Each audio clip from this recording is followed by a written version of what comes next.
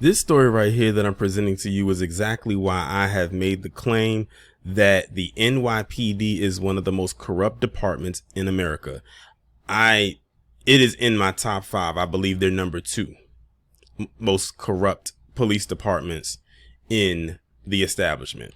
So this person's name is Saul Arismendi de la Cruz, and he was an NYPD detective, and it got exposed that this dude took bribes to help people who were robbing Asian Americans avoid arrest.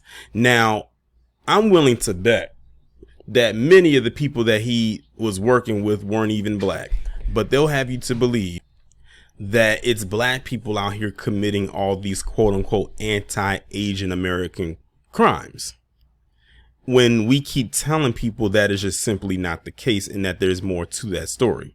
And then this comes out, and I'm willing to bet he's not the only one. He's just the one that they've caught so far. An NYPD detective took bribes from a robbery crew who targeted Asian Americans for their thefts in order to help them avoid getting arrested, federal prosecutors alleged Thursday. Saul Arismendi de la Cruz, age 31, as an NYPD officer and later as a detective, allegedly helped ringleader Dagoberto Soto Ramirez and his 4-man crew evade arrest in exchange for bribes from 2017 through 2022, according to a White Plains federal indictment. Now, you look at that name, and that tells you all you need to know. Them his people. And this is dating back to 2017 through last year. Now, mind you, that anti-Asian hate crime bill didn't go into effect until 2021, and this has been going on since 2017. Soto Ramirez, who went by aliases including Pito, Felix Carrera, and Jacob Guzman, pulled together the group that carried out scores of home robberies in New York and throughout the country, according to the charging document. The men, armed with guns and other weapons, stole money, jewelry, and other property from their marks, the majority of whom were Asian American small business owners, the court papers claim. They chose their targets, including by stalking victims, conducting internet research, and compensating tipsters, the indictment alleges. So this proves to you, or says to me, that this was no random thing. Like it said that they were looking individuals up or looking groups up. So they were specifically going after them. De la Cruz, who went by the nicknames Nene and Venom in the theft gang, had a $143,092 salary in 2022 as a field intelligence officer assigned to the 100 precinct in Queens, according to public records. He was, however, suspended without pay that November amid a federal probe over an off-duty shooting he was allegedly involved in, the Post reported at the time. De la Cruz retired in December 2022, according to the NYPD. The now former officer and co-defendants Edwin Luciano Rodriguez Genoa, age 48, Santiago Xavier Maldonado, age 43, and Diego Muelas Gonzalez, age 26, were all arraigned before White Plains Magistrate Judge Judith McCarthy on Thursday. Soto Ramirez, age 41 of the Bronx, was still at large. All 5 men are charged with racketeering, conspiracy, and face up to 20 years behind bars if convicted. Soto Ramirez is also charged with assault with a dangerous weapon in aid of racketeering and brandishing a firearm, and he faces up to life in prison if convicted on the top count. This crew stole substantial quantities of cash and valuables from dozens of families in New York and across the country, predominantly targeting Asian American small business owners, U.S. Attorney Damian Williams said in a statement. And as alleged, they bribed an NYPD detective in an attempt to get away with it. Apparently, they didn't have to bribe much, and apparently his $143,000 plus salary that he was getting was not being enough money for him to, I guess, survive. So he said, I need another hustle. And this was the hustle. Police Commissioner Keechan Sewell added, there will always be zero tolerance in the NYPD for corruption of any kind. Are you sure? Now, keep in mind, in the beginning of this video, I said the NYPD is one of the most corrupt departments. That's why I hate those statements, because they said they don't tolerate it. Clearly you do. because the NYPD is very corrupt. I very rarely come across any story sent to me where the NYPD is doing something good. Not saying that they are incapable of doing it, but a lot of their stories are dealing with a lot of corruption. So we're not going to play this game. But they said, in our investigation in close partnership with all of our local, state, and federal law enforcement partners, will continue to ensure that it is punished to the fullest extent possible. In a statement, De La Cruz's lawyer said his client maintained his innocence. Saul De La Cruz is a highly decorated former detective with the NYPD who served honorably for over 8 years. He voluntarily left the department last December, probably because he knew that what was about to happen.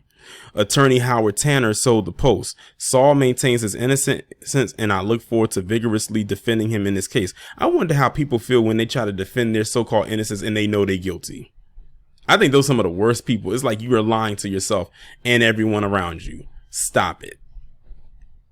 Maldonado's lawyer, Joseph Calderera, said every individual, no matter their circumstances, deserves a fair trial and a strong defense, and I am honored to be able to provide that for my client. Good luck. Lawyers for Rodriguez, Genoa, and Muelas Gonzalez didn't immediately return requests for comments Thursday. It was unclear if Soto Ramirez had an attorney. So there you have it, the NYPD doing NYPD things, or people or their constituents being a part of it. Now something I've noticed here, in which I can link to the LAPD.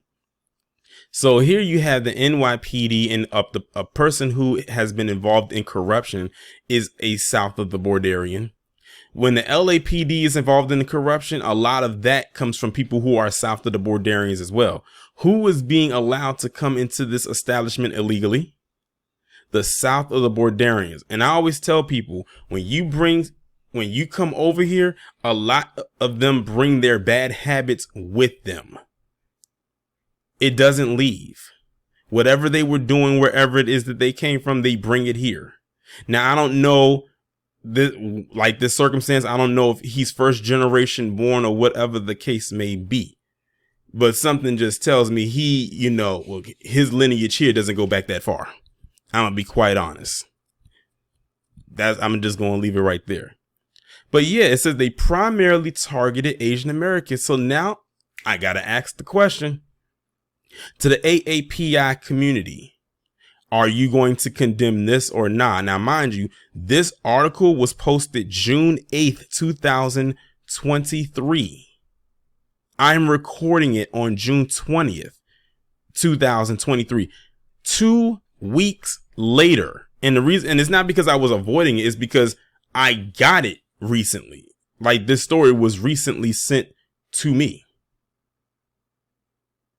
It's not like I was just sitting on it and not wanting to talk about it. I just got it. And I Googled to see if there was any other recent articles that could talk about this, but the last one that was posted about the story was over a week ago from me recording this, about a week ago or over a week ago.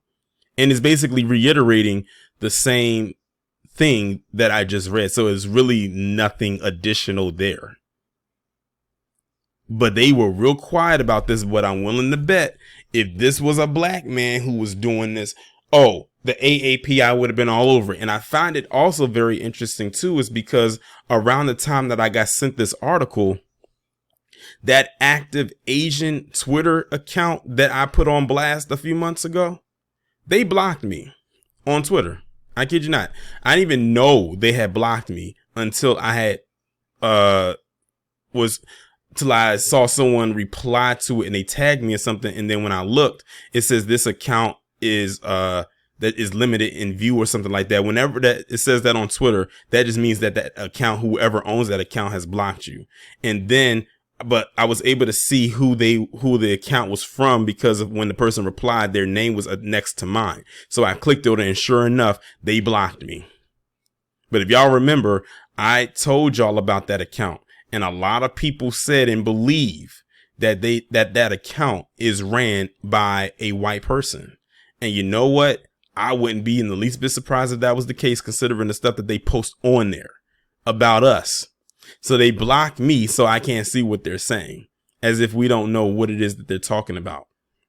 I would ask Charlie Chion what he would say, but he hasn't posted in a while. But he managed to have 8 videos up on his page and get 130,000+ subscribers. And all he had to do was put black people on blast with a bunch of BS. I wonder what does Juju Chen? Juju Chang, Lisa Ling, and all those others Michelle Malkin got to say about this. Probably nothing, because it's not us. They spent the better part of a good part of the first quarter of 2021 saying it's black people that's going out there attacking them. Mainstream media talking about, oh, it's black people going out there attacking them. Yet this guy right here was working in the NYPD taking bribes while allowing people who are in his community to go and rob Asian stores and businesses. And he was taking bribes, as in money, to keep them from being arrested or thrown in jail. But we're the problem. All I'm saying is the hypocrisy is real. There's no consistency there. That's why you have us to call this out. The fact of the matter is, this story was posted 2 weeks ago. And many of you, this will probably be your first time hearing about it. Over 2 weeks later. I'm not surprised by that either. Even if some people probably in New York who never heard about this. But if you are in New York, you probably have, because it most likely was on your local news. But it definitely didn't hit a national syndicate. And I'm not surprised by that either.